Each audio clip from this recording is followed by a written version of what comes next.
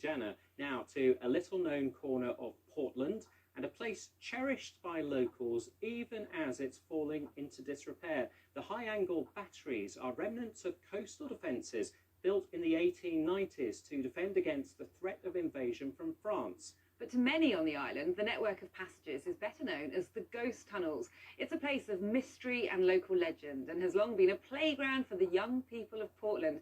Among them, our reporter Lindsay Kinghorn, who grew up nearby.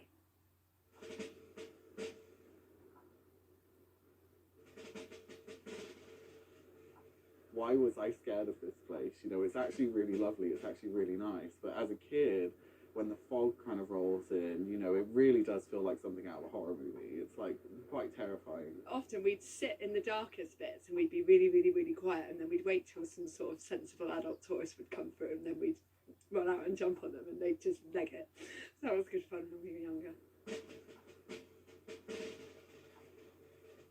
My sister, she's moved away now, but she still brings my niece and nephew back here, and one of the first places she'll bring them is the ghost tunnels. I distinctly remember coming here with the brownies, about 15 or 20 of us at a time, and we'd come up, it was sort of dusk, just getting dark, and we'd light our bonfire and toast our marshmallows, and then we'd all run off and go wild, running through all the tunnels, scaring each other, pretending to play the drums like the drummer boy. Who's going in first? I'll go in first, shall I? Because I know you're a bit scared. Are you still scared now? No, I've been in here quite a few times since the last few years, but it still always is a bit spooky, isn't it? This was the scariest part as a kid, coming into this room. Like, it just felt like something out of the Blair Witch. So it was in this tunnel here that the legend of the drummer boy, one of the ghosts that frequented the ghost tunnels here in Portland, would live. And we would all come through and we'd hear this dudum, dudum, dudum noise, which, who knows, was probably one of the other children being silly. There were regiments here. They would have been, there would have been drummer boys in the Verne, because there was a huge parade ground there. Do you think it could be haunted?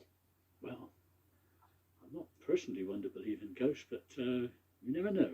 You never know what's around the corner. From the 1890s till about 1906, Britain was in an arms race with France, and they were constantly developing new ideas to defend the south coast. Portland Harbour was particularly important to them as the only place between Portsmouth and Plymouth where naval ships, the big ones, could safely anchor. So it was important to protect it.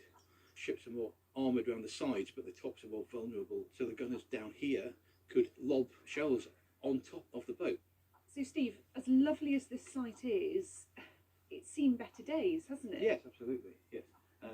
There are some good, well-preserved features here, but yeah, there is clearly antisocial behaviour happening. The general condition of the site could be improved. We'd like to improve the nature conservation side of things as well. You know, it's pretty good at the moment, but more could be done. And one of the major concerns is the tunnels, the ghost tunnels, as people call them, which were where they stored the munitions, the stuff they were going to fire at the invaders. And they are in tunnels and underground for safety. You know, what's the best way of doing it? It's not necessarily we want to close them. It's just, how do you get that information safely to people without putting them in danger? I like that there's you can still go in them and it's not like blocked off. You can just explore the tunnels. It would be sad if it was blocked off, because a lot of people don't know if it's down here. If you lose that little bit of magic, it'd be a huge loss, I think, for future generations of kids. Everyone has this common experience growing up here. Like there's several different things that we used to do as kids, and one of them was come to the ghost tunnels, you know, and there's a few other experiences that you have growing up on the island that we all share, and it's something that I think brings us back to the island. It gives us such amazing childhood memories.